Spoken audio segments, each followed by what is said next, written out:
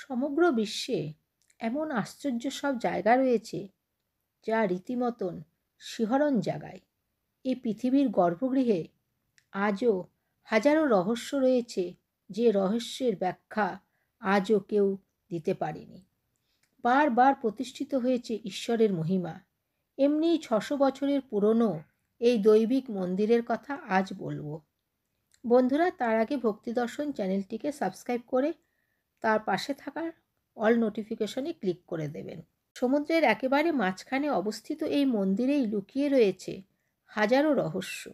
আর সবথেকে অবাক করা বিষয় হলো 600 বছর ধরে এই মন্দির রক্ষা করছেন স্বয়ং নাগদেবতা। অতন্দ্র প্রহরায় শতাধিক বিষধর সাপ এইভাবেই সমুদ্রের মাঝে মাথা তুলে দাঁড়িয়ে রয়েছে 600 বছরের পুরনো মন্দির। ভারতসহ এই সমগ্র বিশ্ব ঘিরে রয়েছে অসংখ্য মন্দির, যা নিজ নিজ মহিমায় সদা জাগ্রত। এমনি এক মন্দির যা যুগ যুগ ধরে দাঁড়িয়ে রয়েছে মাঝ সমুদ্রে।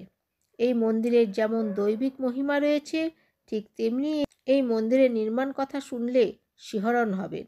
কথিত আছে পঞ্চদশ শতকে নিরার্থ নামে এক পুরোহিত নির্মাণ করেছিলেন এই মন্দির।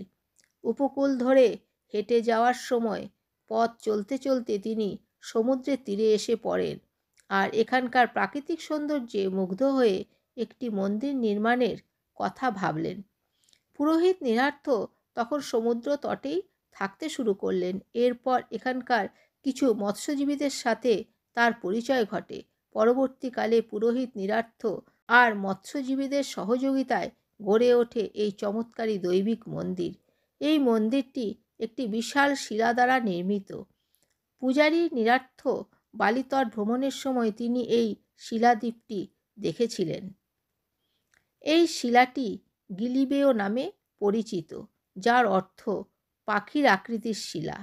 ছোট এই শিলাদ্বীপটি বেরাবন গ্রামে ছিল। পুরোহিত নিরার্থ এই দ্বীপে মন্দির নির্মাণ করবেন শুনে বেরাবন গ্রামের সবাই খুব ক্ষুব্ধ হয়েছিল এবং নিরার্থকে সেখান থেকে নির্বাসনের আদেশ দিয়েছিল। এরপর পুরোহিত নিরার্থ সেই শিলাদ্বীপটিকে সমুদ্রের মাঝখানে নিয়ে যায়।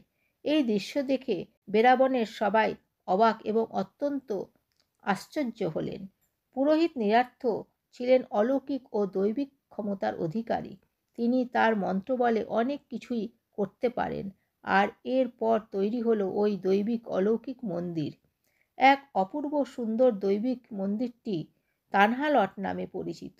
তানহালট মানে সমুদ্রস্থল। ইন্দোনেশিয়ার সমুদ্র উপকূলে অবস্থিত তানহালট হাজার হাজার বছর ধরে এইভাবেই ভক্তি, বিশ্বাস আর প্রাকৃতিক সৌন্দর্যের ভাণ্ডার নিয়ে স্বমহিমায় বিরাজমান।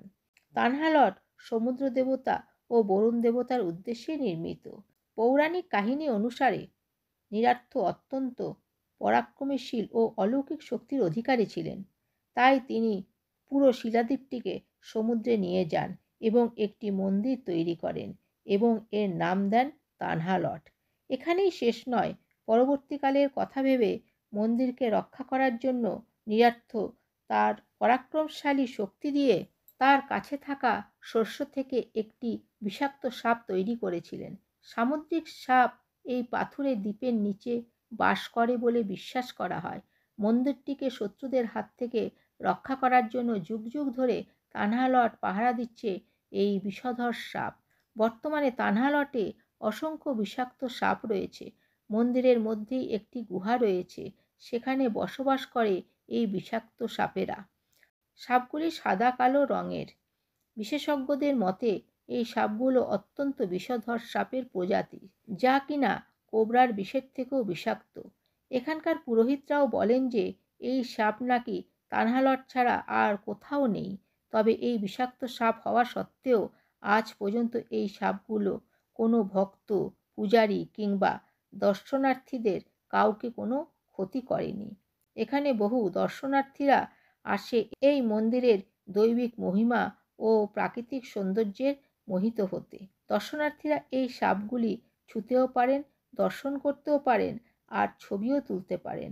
ওখানে একজন পুরোহিত সব সময় থাকেন। বিশ্বাস আর ওখানকার পূজারীদের কথা অনুযায়ী নিরার্থ যে সাপটিকে ক্ষমতার দ্বারা সৃষ্টি করেছিলেন সে আজও এই মন্দিরের পাথরের নিচে রয়েছে। এই মন্দিরে সমুদ্র দেবতা, বরুণ দেবতাদের সাথে সাথে নাগ দেবতা এবং পূজারী নিরার্থকেরও পুজো করা হয়। এইভাবেই নিজ সৌন্দর্য আর দৈবিক মহিমায় সদা জাগ্রত কানহা লট। বন্ধুরা, ভিডিওটি ভালো লাগলে অবশ্যই ভিডিওটি শেয়ার করে দেবেন। ভালো থাকবেন, সুস্থ থাকবেন। আবার দেখা হবে পরবর্তী ভিডিওতে। ধন্যবাদ।